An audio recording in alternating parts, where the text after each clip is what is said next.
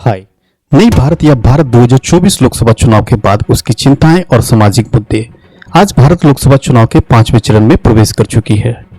पिछले 4 चरणों में मतदान प्रतिशत लगभग 66.95 रहा और अब तक 451 मिलियन लोगों ने इस चुनाव में मतदान प्रक्रिया में बढ़ चढ़कर भाग लिए।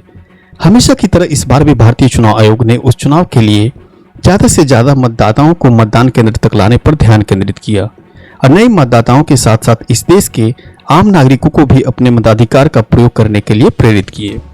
भारत दुनिया का सबसे अधिक आबादी वाला देश है। इस देश में करीब 900 मिलियन से ज्यादा लोग मतदाता हैं और भारत को आजाद हुए करीब 75 साल से भी ज्यादा हो चुके हैं। लेकिन फिर भी भारतीय राजनीतिक दल आज भी सड़क और बिजली जैसे तमाम मुद्दे पर ही चुनाव लड़ रहे हैं। क्या आपको यह यकीन होगा? नहीं? तो चलिए मैं आपको 2024 के लोकसभा चुनाव में सामाजिक मुद्दे और नैरेटिव मुद्दे के बारे में असली तथ्य बताते हैं। भारत के ज्यादातर बड़े राजनीतिक दलों का मानना है कि भारत में अभी भी लोग सामाजिक ताने बाने और उसकी संरचना के कारण असली मुद्दे और अपनी चिंताओं पर अपना वोट नहीं देते। तो कुछ लोग ऐसे भी हैं जो कभी वोट नहीं देते क्योंकि उन्हें अभी भी लगता है कि चाहे सत्ता किसी की भी क्यों ना आए, मुझे इससे कोई फर्क नहीं पड़ता और मेरा काम धंधा चलता रहेगा। और कुछ लोग ऐसे भी हैं जो अभी भी मानते हैं कि अगर हम सही उम्मीदवार को वोट देते हैं तो यह हमारी आने वाली पीढ़ियों के लिए बेहतर आर्थिक उत्थान और सामाजिक संपदा वितरण के मामले में उपयोगी हो सकती है। और इस वर्ग के लोगों को इसमें 50% से भी ज्यादा योगदान है क्योंकि सभी मतदाता एक ही तरह की सोच रखे यह भी तो जरूरी नहीं।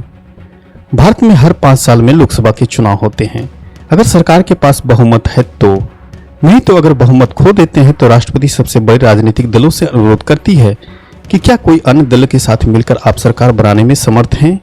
अगर नहीं तो फिर से आपको एक नई चुनाव में जाने होंगे।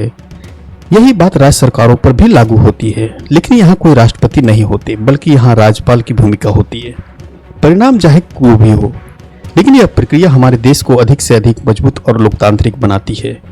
जो लोग चुनाव प्रक्रिया या चुनाव में किसी भी तरह की संगति पर सवाल उठाते रहे हैं या चिंता जाहिर कर रहे हैं, मैं उन्हें बताना चाहूंगा कि कोई भी देश आपको 100% पारदर्शी परिणाम या जीवित प्रणाली नहीं दे सकती। हमेशा कुछ दबाव समूह या लॉबिस्ट होंगे जो प्रक्रिया को प्रभावित करने की कोशिश करते रहेंगे ताकि वे सरकार की मदद से अपना साम्राज्य बना सके, क्योंकि सभी को अपने मन मुताबिक संसाधन प्राप्त करने के लिए कहीं ना कहीं एक दूसरे की सहयोग करनी पड़ती है। और यह इलेक्ट्रल बॉन्ड योजना से साबित हुआ, जहां भारत के लगभग सभी राजनीतिक दलों ने इलेक्ट्रल बॉन्ड योजना के माध्यम से अपना राजनीतिक चंदे प्राप्त किए। लेकिन भारत के सर्वोच्च न्यायालय ने उस योजना को असंवैधानिक घोषित करार दिया और कहा कि किसने कितना चंदा और क्यों दिया है। यह पूरा डेटा SBI द्वारा आयोग को प्रस्तुत किया जा चुका है। इसे भारत के चुनाव आयोग ने अपनी वेबसाइट पर अपलोड भी कर दिए है और हर किसी को एक्सेस करने की इजाजत भी है। इससे यह साबित होता है कि कोई भी संगठन सरकार के समर्थन के बिना स्वतंत्र रूप से काम नहीं कर सकती। इसलिए यदि आपको किसी भी देश में जीवित रहना है तो आपको सरकार का समर्थन लेना ही होगा। मौजूदा सरकार के पिछले 10 सालों पर नजर डालें तो पाएंगे कि इस दौरान कई विवादित कानून या फैसले लिए गए, जिससे कि CAA और NRC जैसे। इस फैसले के कारण दिल्ली और कई देशों में देश के कई हिस्सों में विरोध प्रदर्शन भी देखे गए। आखिर यह विरोध हिंसक हो गई और इसमें कई जान माल का भी नुकसान देखने को मिला। सबसे बड़ा और यहाँ फैसला नोटबंदी था, जिसमें शुरुआती में सरकार ने यह कहा कि इस फैसले से सारा काला धन खत्म हो जाएगी। इसके बाद फिर दावे किए गए कि इससे आतंकी फंडिंग और अवैध धन खत्म हो जाएगी।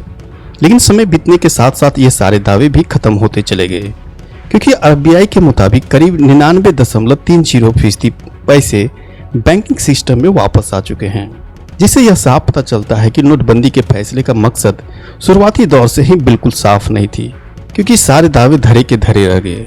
नवंबर 2016 में जब नोटबंदी की घोषणा की गई थी तब करीब 15.41 लाख करोड़ रुपये के 500 और 1000 के नोट चलन में थे और अब तक 15.31 लाख करोड़ रुपये के नोट बैंकिंग सिस्टम में वापस आ चुके हैं।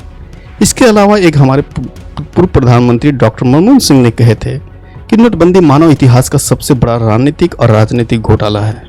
यह एक बड़ी भूल वाला फैसला भी बताया गया।